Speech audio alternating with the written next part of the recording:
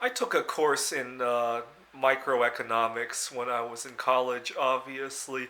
I think I talked about how I used to have a really funny professor who had the same catchphrase year after year after year.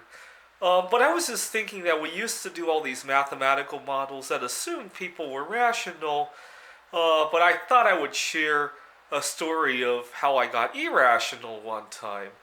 I had I'm recording this in 2020. I have Geico car insurance.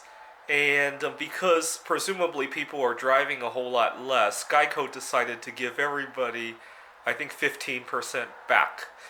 And so, but I got disappointed because my car insurance rates were so low this year because it had been 4 years since I had my last car accident.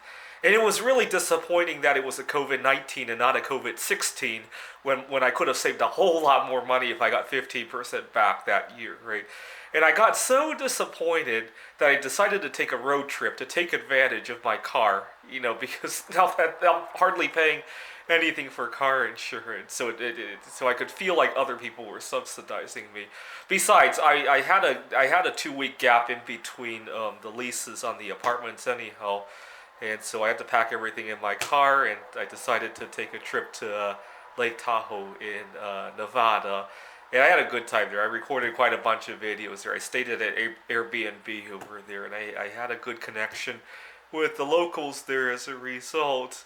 Um, I'm trying to think where else I've behaved economically irrational before. Many years ago, I dated a girl from a different country because I wanted to marry her in order to inherit her citizenship. At the time, I had some great ideas on some computer games I wanted to write, and if I moved to a second world country, I was very close to being able to retire. I might have to take a part time job over there, but I could have a lot more time on my hands to do those computer games. And that was kind of irrational. I think marrying somebody that you truly love, not just for the papers, is also very important. Um, where else have I done this? Oh, I do a lot of gigs on Craigslist, and I used to naively believe I do a lot of tutoring.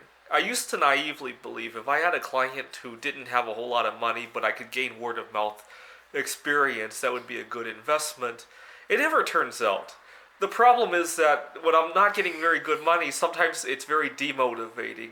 And so I ruin the word of mouth, which is kind of ironic because I'm supposed to be working for my word of mouth, and I'm ruining it by being demotivated.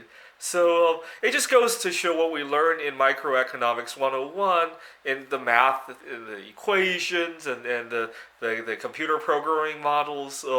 It doesn't really translate one for one into the human psychology of things.